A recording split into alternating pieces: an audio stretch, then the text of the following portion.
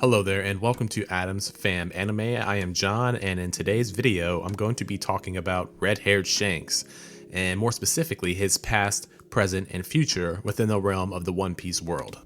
Now, while I know that there is a multitude of videos in regards to Shanks on YouTube, however, I feel like now is a good time to dredge up the past, present, and future of this character, since he probably will be appearing very soon after we reach the conclusion of Wano. Not to mention that the man himself, despite being present in the very first chapter of One Piece, still manages to have multiple mysteries wrapped around him, and Oda has managed to keep this character for the most part an enigma. I mean, he's a Yonko, a former member of the Roger Pirates, a world government snitch, and someone who's powerful enough to even consider himself a rival with the likes of Mihawk, Kaido, Big Mom, and Blackbeard. So with all that being said, I think we all owe it to ourselves to look back and consider where Shanks is, where he comes from, and where he's going to be going forward, since it seems that the end of the Yonko saga is edging nearer and nearer. So let's go ahead and get into the past of the character we know as Shanks, or at least as far as Ichiro Oda has allotted us to know.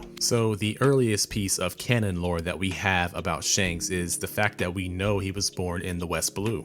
Now, from that point of his birth in the West Blue all the way up until the age of 9, we for the most part have a blank slate. We have no idea what he was doing or how early he even joined the Roger Pirates. Now, narratively, the actions of Shanks from the date of his birth all the way up until the time he joined the Roger Pirates is not really super relevant to the storyline. However, one can't help but feel that it has to have some narrative importance for the way that he joined the Roger Pirates. Now, I say this because child labor laws aside, I can't imagine that the Pirate King himself was going around looking for 8 or 9-year-old pirates to join his crew. So I think we can agree that most of us are excited to learn why Shanks actually joined the Roger Pirates.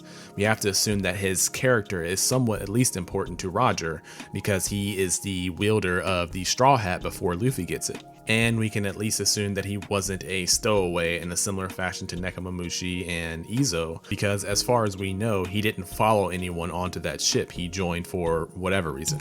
In any case, speculation aside, we know that Shanks stayed with the Roger Pirates at least until the age of 14, when the Roger Pirates were disbanded.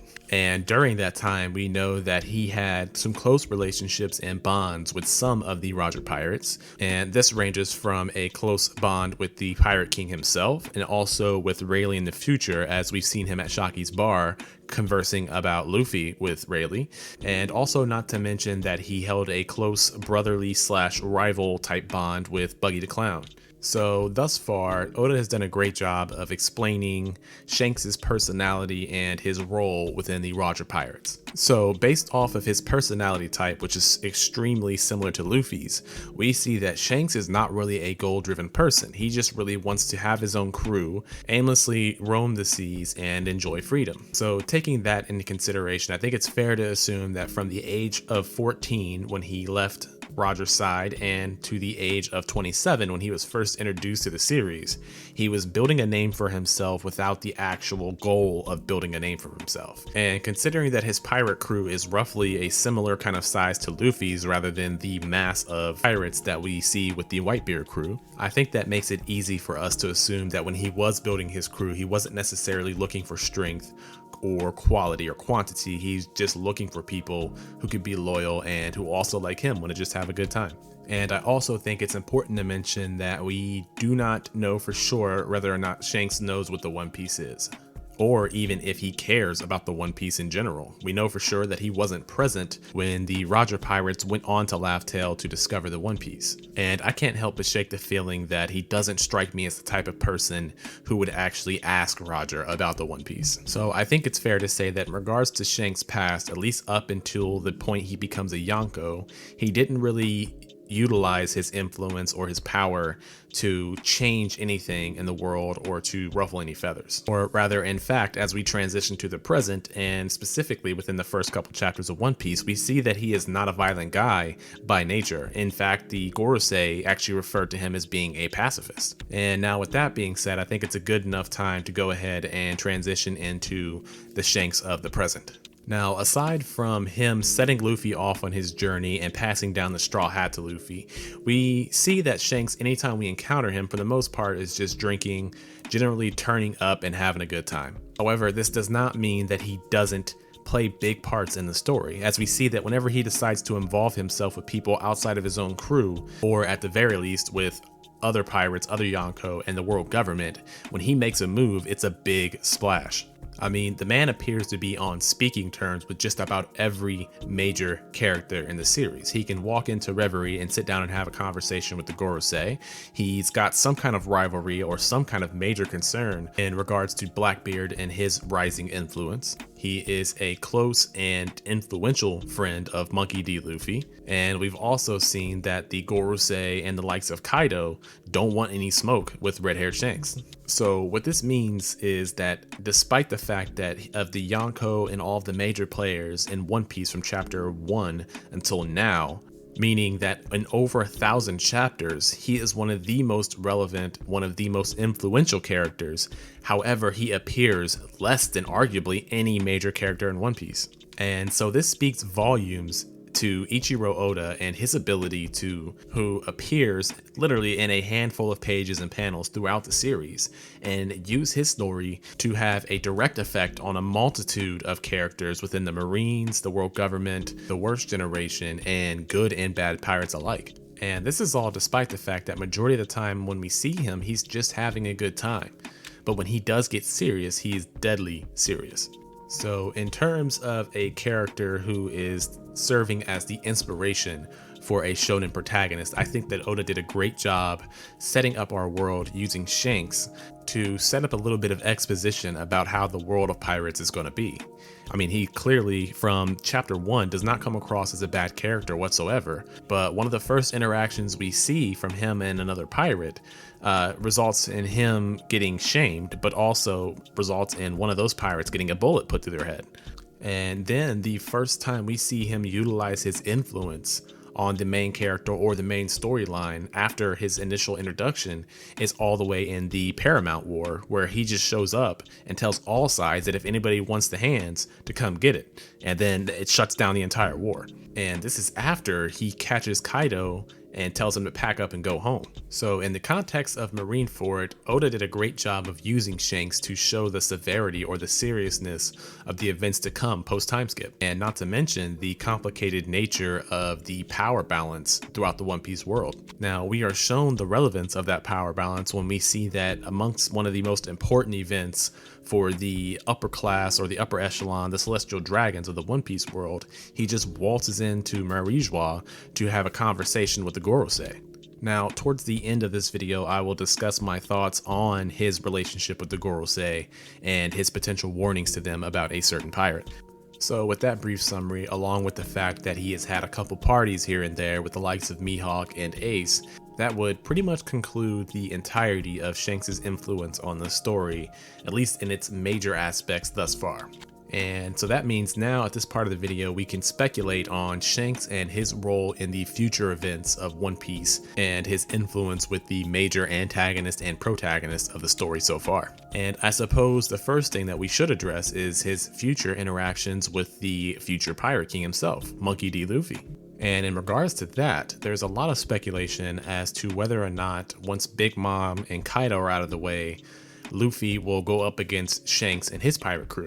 And while I do think it's possible, I feel like if they did have a crew-to-crew fight, it would be in a similar fashion to Roger and Whitebeard's clash that we got to see during the Kozuki Oden flashback. So if this were the case, it would probably be more of a friendly competition more so than a genuine attempt to defeat one another and remove each other's influence. Now, I won't lie, the fanboy in me would love to see Luffy and Shanks reintroduce themselves to each other in the same way that Whitebeard and Roger did during the Oden flashback, where they greet each other while in mid-attack to have a Conqueror's Clash. I mean, I personally think that that would go leagues to show Shanks Luffy's growth. And then on top of that, if it's a similar battle to the Whitebeard Pirates and the Roger Pirates, it would end in a friendly exchange, if not just a flat out party between Luffy, Shanks, and their crews. Not to mention, this would also come coupled along with a reunion for Usopp and his father. Now, I personally think that that would be an amazing approach to giving us some lighthearted fanfare before we move into the serious all-out war that will be the end of the series. But however, there are two scenarios where I don't see Luffy fighting with Shanks or competing with Shanks by the end of the story. The first of which is if their teamwork is required to tackle a common enemy. Now, this could be Blackbeard, the world government, a combination of the two, the Marines, who knows, but I don't really see this as being a super viable option unless it's going to lead to Shanks's death. Now, I know this might be a jarring conclusion for me to jump to, but I do think that narratively it could work for the last bit of tragedy before we move on to making Luffy the Pirate King. I mean, there is a large school of thought to assume that Blackbeard himself may be the final series antagonist, and with the kind of beef that Shanks holds for Blackbeard, one would have to assume that before Luffy could go on for that final battle, Shanks would either have to be out of the way, helping Luffy, or dead. Now, this could ultimately explain the reasoning for Shanks to be in league with the world government or to be snitching to them about Blackbeard. I would assume that he would have enough faith in Luffy to assume that Blackbeard would have to be mowed over in order to get to becoming the Pirate King. However, if Shanks believes Blackbeard to be as serious a threat as Rox D. Zebek, then it would kind of make sense for him to warn the world government about his presence. So if you're new to this channel, you may or may not know that a while back I did do a theory video for One Piece where I surmised 3 quick theories, and one of those is that Blackbeard is sharing a body or sharing a mind with Rox D. Zebek. And if that is the case, then it would make all the sense in the world as to why Shanks would want the world government to keep an eye on or to engage Blackbeard before Luffy gets to him.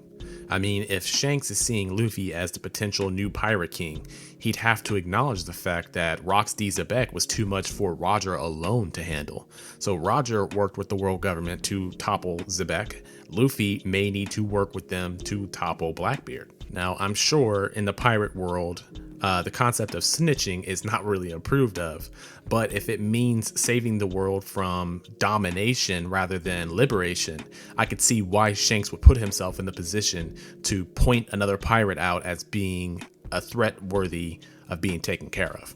And so if that is the case, then it means that Shanks isn't so much a snitch as someone who's just using the world government to help protect Luffy from a horrendously powerful pirate whose path he almost certainly is going to have to cross on his way to becoming Pirate King.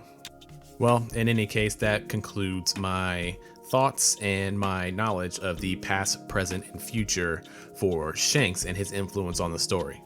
Now, in terms of presence and personality, I think Oda did an amazing job creating the character of Shanks and using him as a springboard for so many ideas, plot lines, and character growth. I mean, starting off the series with him being powerful yet peace-loving, it does a really good job of showing us that their pirates aren't as simple as, arg, give me your stuff. But we also get the depth and complexity of knowing that a character like Shanks may take some bullying, but he is also willing to see a bullet put through someone's head. And so when you take a step back and look at the overall story of One Piece and the journey of its main protagonist in Monkey D. Luffy, it's easy to see how a character like Shanks can have such a big effect on the story and on the readers of One Piece without actually even being present for not even 5% of the story's pages. And when it comes to the story of One Piece in particular, I think that it is a testament to Oda's brilliant writing ability to show us that a character like Shanks, who generally has no goals and is just kind of floating around doing his own thing, can still be a major player within the overall story of One Piece and at the same time manage to be an influence to some of the younger generation of the characters in One Piece. Well, in any case, that's going to conclude my video on Shanks and his influence on the past, present, and future of One Piece. If you enjoyed, please like, share, and subscribe for more content like this. Also, I'd love to hear your thoughts, your speculations, and your theories on where Shanks' story is going to go in the future. In any case, I'm John from Adams Fam Anime. Thank you guys for tuning in, and I will catch you in the next video.